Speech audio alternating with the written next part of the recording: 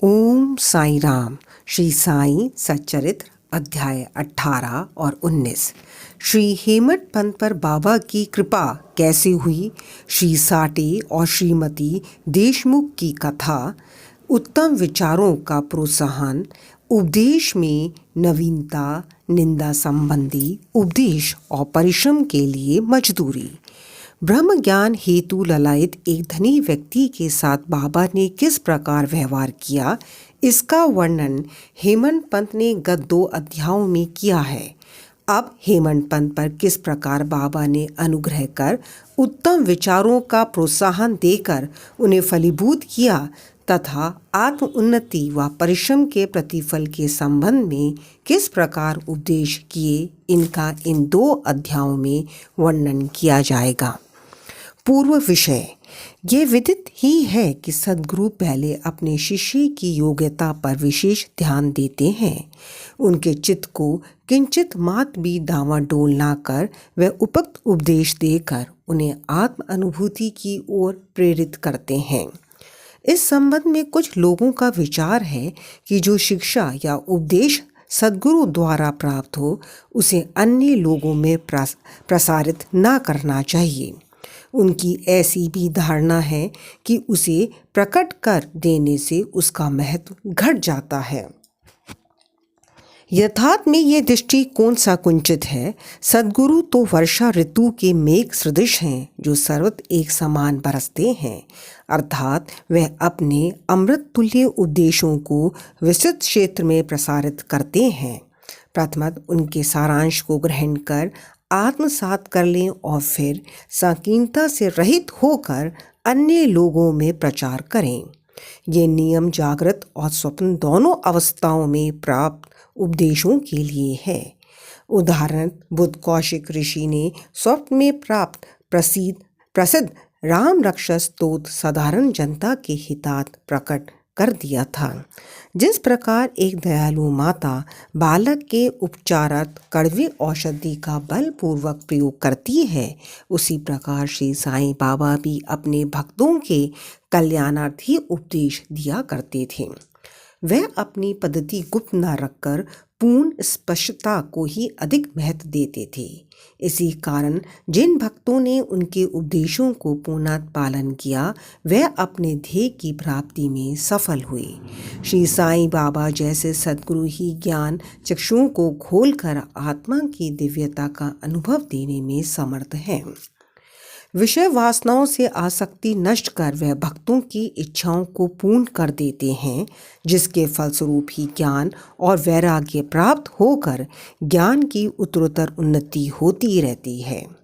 यह सब केवल उसी समय संभव है जब हमें सद्गुरु का सानिध्य प्राप्त हो तथा सेवा के पश्चात हम उनके प्रेम को प्राप्त कर सकें। तभी भगवान भी जो भक्त काम कल्पतरु हैं हमारी सहायता आ जाते हैं। वे हमें कष्टों और दुखों से मुक्त कर सुखी बना देते हैं। यह सब प्रगति केवल सद्गुरु की कृपा से ही संभव है, जो कि स्वयं ईश्वर के प्रतीक हैं। इसलिए हमें सद्गुरु की खोज में सदैव रहना चाहिए। अब हम मुख्य विषय की ओर आते हैं। श्री साटे। एक महानुभव का नाम श्री साटे था। कारफट के शासनकाल में कई वर्ष पूर्व उन्हें कुछ ख्याति प्राप्त हो चुकी थी। इस शासन का बम्बई के गवर्नर लॉर्ड रे ने दमन कर दिया था। श्री साटे को व्यापार में अधिक हानि हुई और परिस्थितियां प्रतिकूल होने के कारण उन्हें बड़ा धक्का लगा। वह अत्यंत दुखित और निराश हो गए और अशांत होने के कारण घर छोड़कर किसी एकांत स्थान में वास करने का विचार करने लगे। बहुधा मनुष्यों को ईश्वर की स्मृति आपत्ति काल तथा दुर्दिनों में ही आती है और उनका विश्वास भी ईश्वर की ओर ऐसे ही समय में बढ़ जाता है। तभी वे कष्टों के निवारण उनसे प्रार्थना करने लगते हैं।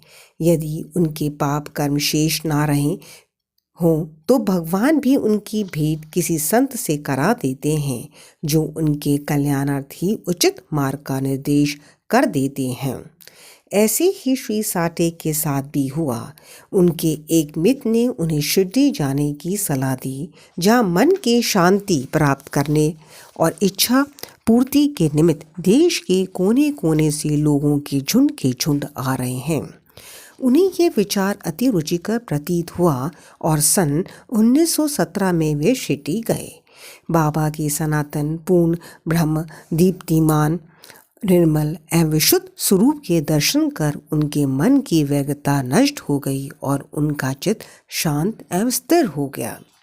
उन्होंने सोचा कि गत जन्मों के संचित शुभ कर्मों के फलस्वरूप ही आज मैं श्री साईं बाबा के पवित्र चरणों तक पहुंचने में समर्थ हो सका हूँ। श्री साठे दृढ़ संकल्प के व्यक्ति थे, इसलिए उन्होंने शीघ्र ही गुरुचरित्र का पारायण प्रारंभ कर दिया। जब एक सप्ताह में ही चरित्र की प्रथम आवृत्ति समाप्त हो गई, तब बाबा ने उसी रात्रि को उन्हें एक स्वप्न दिया जो इस प्रकार है। बाबा अपने हाथ में चरित्र लिए हुए हैं और श्री साठे को कोई विषय समझा रहे हैं तथा श्री साठे सम्मुख बैठे ध्यान पूर्वक श्रवण कर रहे हैं। जब उनकी निद्रा भंग हुई तो स्वप्न को स्मरण कर वे बहुत प्रसन्न हुए। उन्होंने विचार किया कि ये बाबा की अत्यंत कृपा है जो इस प्रकार अचेतनावस्था में पड़े हुए को जागृत कर उन्हें गुरु चरित्र का अमृत पान करने का अवसर प्रदान करते हैं। उन्होंने यह स्वप्न श्री काका साहेब दीक्षित को सुनाया और श्री साईं बाबा के पास प्रार्थना करने को कहा कि इसका वास्तविक अर्थ क्या है और क्या एक सप्ताह का पारायण ही मेरे लिए पर्याप्त है अथवा उसे पुनः प्रारंभ करूं। श्री काका साहेब दीक्षित ने उचित अवसर पाकर बाबा से पूछा कि हे देव, उस दृष्टांत से आपने श्री साठे को क्या उपदेश दिया है? क्या वह पारायण सप्ताह स्थगित कर दें? वे एक सरल हृदय भक्त हैं, इसलिए उनकी मनोकामना आप पूर्ण करें और हे देव, कृपा कर उन्हें इस स्वप्न का वास्तविक अर्थ भी समझा दें। तब बाबा बोले कि उन्हें गुरु चरित्र का एक सप्ताह और पारायण करना उचित है। यदि वे ध्यान पूर्वक पाठ करेंगे तो उनका चित्त शुद्ध हो जाएगा और शीघ्र ही कल्याण होगा। ईश्वर भी प्रसन्न होकर उन्हें भव बंधन से मुक्त कर देंगे। इस अवसर पर श्री हेमंत पंत भी वहाँ उपस्थित थे और बाबा के चरण कमलों की सेवा कर रहे थे। बाबा के वचन सुनकर उन्हें विचार आया कि साठे को केवल सप्ताह के पारायण से ही मनोवांछित फल की प्राप्ति हो गई, जबकि मैं गत 40 वर्षों से गुरु चरित्र का पारायण कर रहा हूँ, जिसका परिणाम अब तक ना निकला। उनका केवल 7 दिनों का शिरडी निवास सफल हुआ और मेरा गत 7 वर्ष का 1910 से 1917 सहवास क्या व्यर्थ हो गया? चातक पक्षी के समान मैं सदा उस कृपा घन की राह देखा करता हूँ जो मेरे ऊपर अमृत वर्षण करे। वे कब मुझे अपने उपदेश देने की कृपा करेंगे? ऐसा विचार उनके मस्तिष्क में आया था कि बाबा को सब ज्ञात हो गया। ऐसा भक्तों ने सदैव ही अनुभव किया है कि उनके समस्त विचारों को जानकर बाबा तुरंत कुविचारों का दमन कर उत्तम विचारों को प्रोत्साहित करते थे। हेमंत पंत का ऐसा विचार जानकर बाबा ने तुरंत ही आज्ञा दी कि श्यामा के यहाँ जाओ और कुछ समय उनसे वार्तालाप कर 15 रुपये दक्षिणा ले आओ। बाबा को दया आ गई थी, इसी कारण उन्होंने ऐसी आज्ञा दी। उनकी अवज्ञा करने का साहस भी किसे था? श्री हेमंत पंत शीघ्र श्यामा के घर पहुंचे। इस समय पर श्यामा स्नान कर धोती पहन रहे थे। उन्होंने बाहर आकर हेमंत पंत से पूछा कि आप यहाँ कैसे? जान पड़ता है कि आप मस्जिद से ही आ रहे हैं तथा आप ऐसे व्यथित और उदास क्यों हैं? आप अकेले ही क्यों आए हैं? आइए बैठिए और थोड़ा विश्राम तो करिए। जब तक मैं पूजन आदि से भी निवृत्त हो जाऊं, तब तक आप कृपा कर के पान आदि लें। इसके पश्चात ही हम और आप सुखपूर्वक वार्तालाप करें।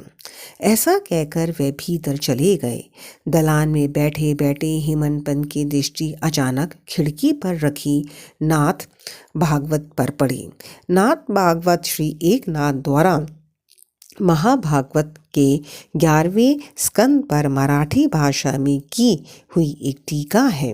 श्री साईं बाबा की आज्ञा अनुसार श्री बाबू साहेब जू और श्री काका साहेब दीक्षित शिरडी में नित्य भगवत गीता का मराठी टीका सहित, जिसका नाम भावार्थ दीपिका या ज्ञानेश्वरी है, कृष्ण और भक्त अर्जुन संवाद, नाथ भागवत, श्री कृष्ण उद्धव संवाद और एक नाथ का महान ग्रंथ भावार्थ रामायण का पठन किया करते थे।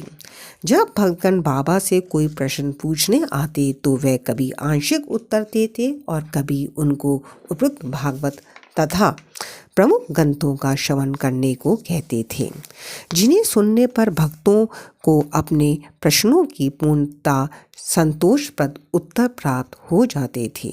श्री हेमंतपंत भी नित्य प्रति नाथ भागवत के कुछ अंशों का पाठ किया करते थे।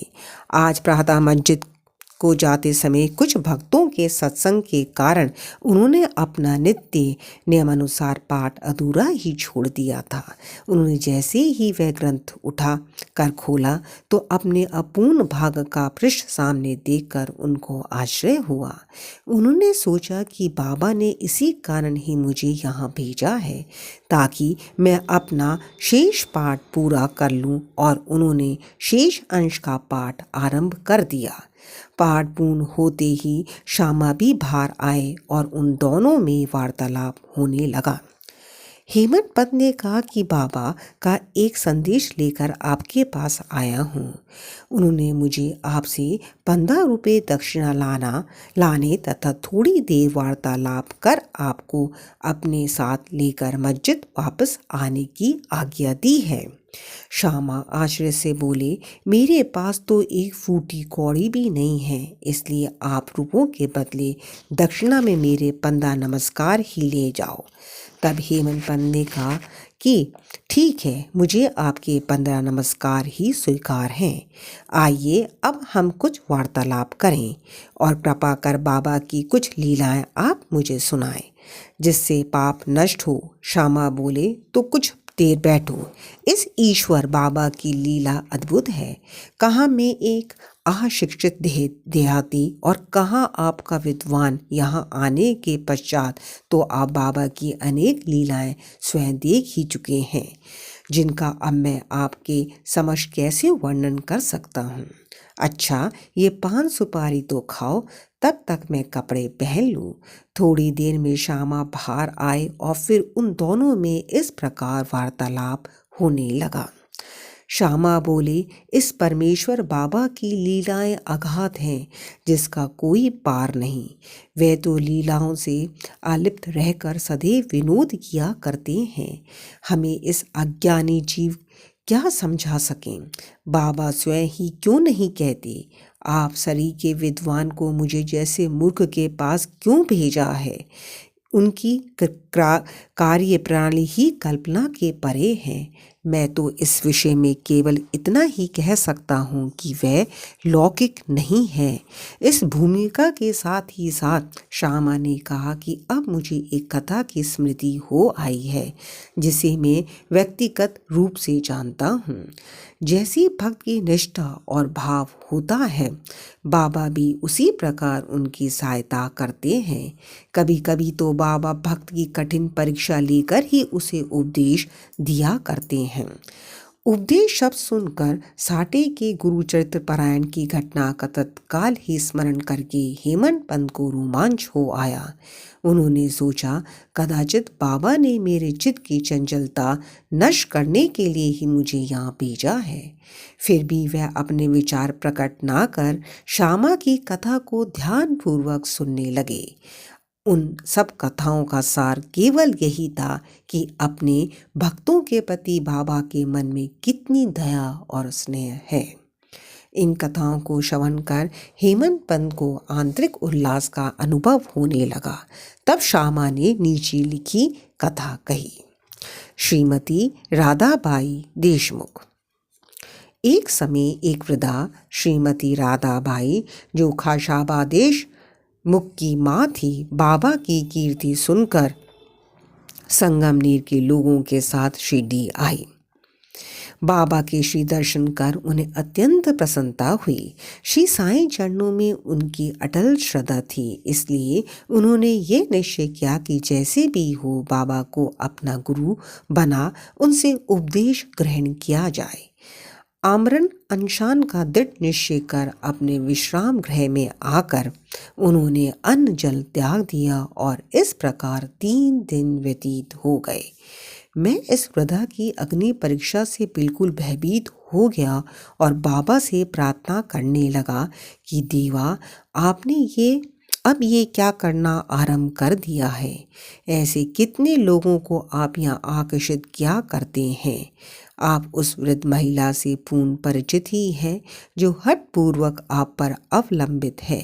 यदि आपने कृपा दृष्टि कर उसे उपदेश ना दिया और यदि दुर्भाग्यवश उसे कुछ हो गया तो लोग व्यर्थ ही आपको दोषी ठहराएंगे और कहेंगे कि बाबा से उपदेश प्राप्त न होने की वजह से ही उसकी मृत्यु हो गई है। इसलिए अब दया कर उसे आशीष और उपदेश दीजिए।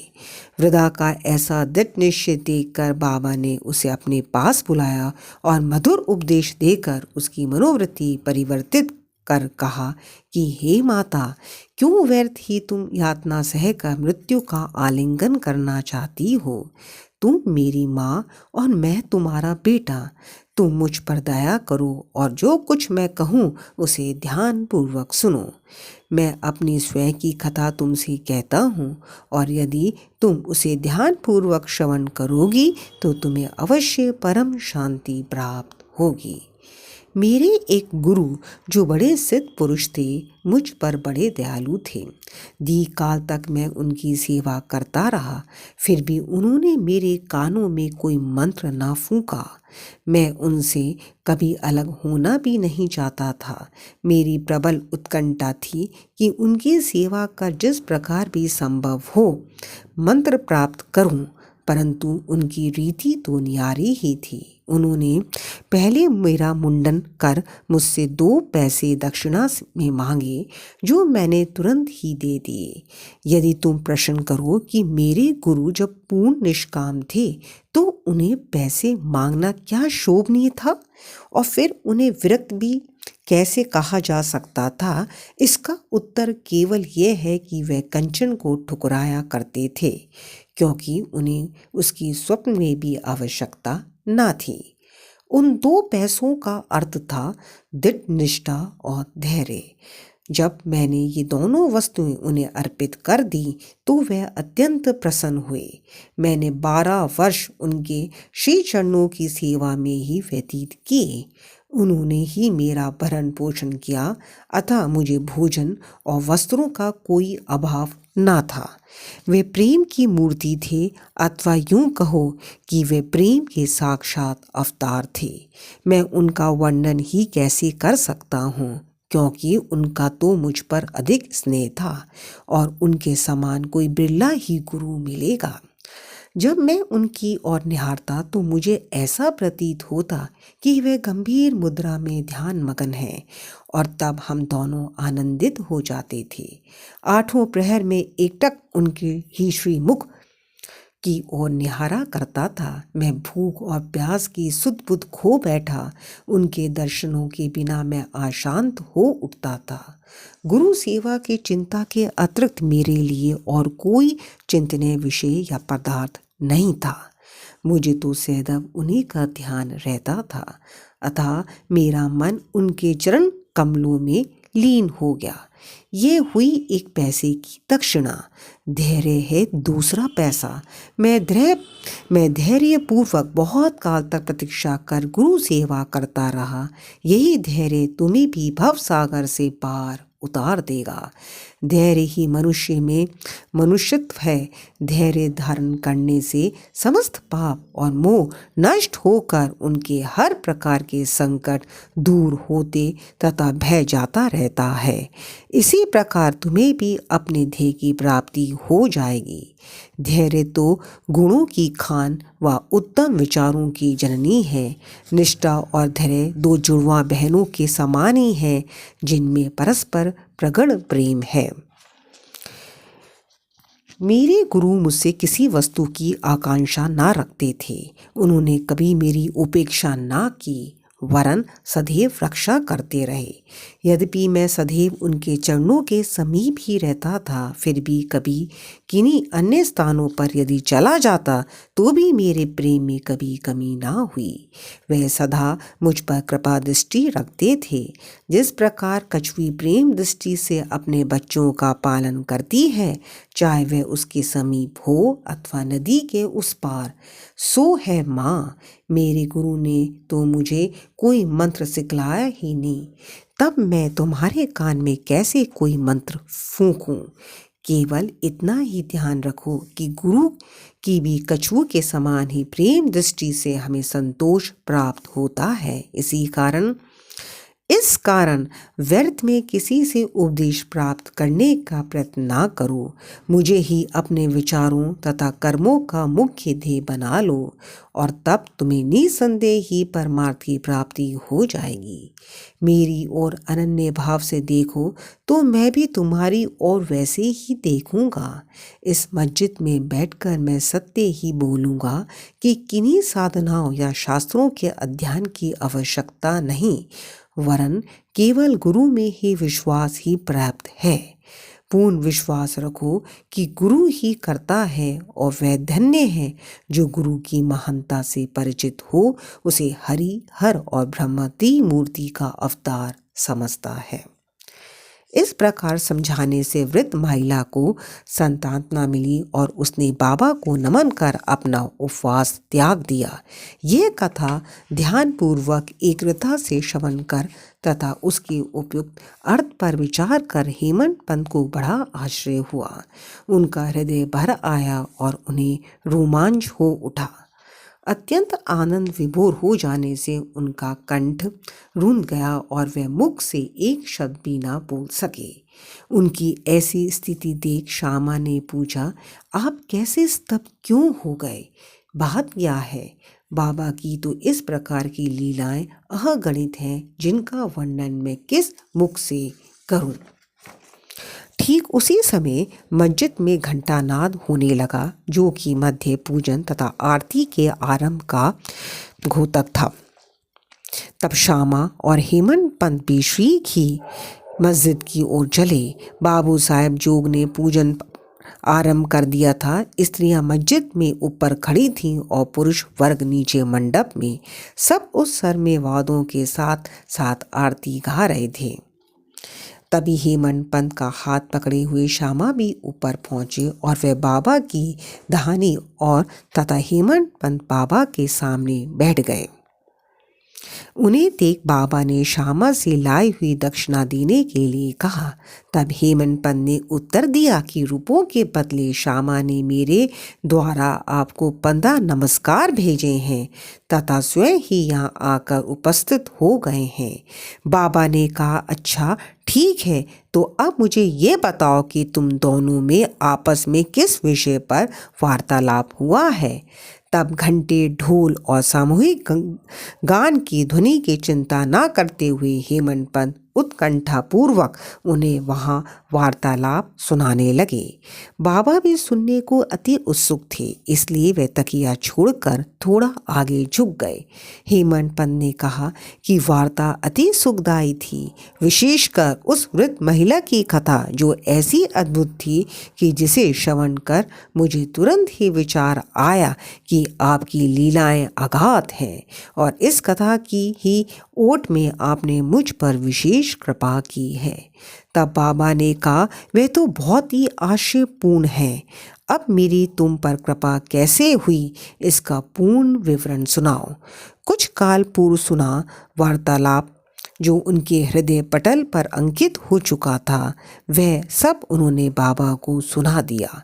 वार्ता सुनकर बाबा अति प्रसन्न हो कहने लगे कि क्या कथा से प्रभावित होकर उसका अर्थ भी तुम्हारी समझ में आया है? तब हेमनपत ने उत्तर दिया कि हाँ बाबा, आया तो है।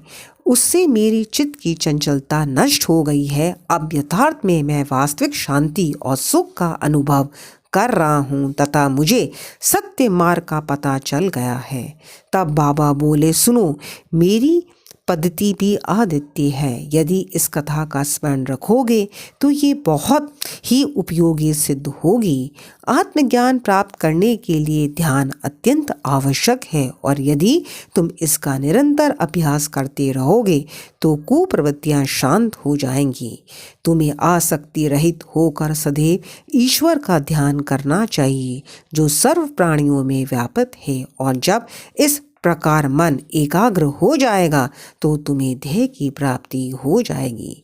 मेरे निराकार सच्चिदानंद स्वरूप का ध्यान करो, जैसे कि तुम मुझे दिन रात यहाँ देखते हो। इस प्रकार तुम्हारी वृत्तियाँ केंद्रित हो जाएंगी तथा ध्याता ध्यान और ध्येय का प्रत्यक्ष नष्ट हो ध्याता चैतन्य से एकत्व को प्राप्त कर ब्रह्म के साथ अभिन्न हो जाएगा। कछुई नदी के इस किनारे पर रहती है और उसके बच्चे दूसरे किनारे पर। ना वह उन्हें दूध पिलाती है और ना हृदय से ही लगाकर लेती है, वरन केवल उसकी प्रेम दृष्टि से ही उनका भरण पोषण हो जाता है। छोटे बच्चे भी कुछ ना करके केवल अपनी माँ का ही स्मरण करते रहते हैं। उन छोटे छोटे बच्चों पर कछुए की केवल दृष्टि ही उन्हें अमृत तुल्य आहार और आनंद प्रदान करती है। ऐसा ही गुरु और शिष्य का भी संबंध है। बाबा ने यह अंतिम शब्द कहे ही थे कि आरती समाप्त हो गई और सबने उच्च स्वर में श्री सच्चिदानंद सद्गुरु साईनाथ महाराज की जय बोली। प्रिय पाठकों, कल्पना करो कि हम सब भी इस समय उसी भीड़ और जय जयकार में सम्मिलित हैं।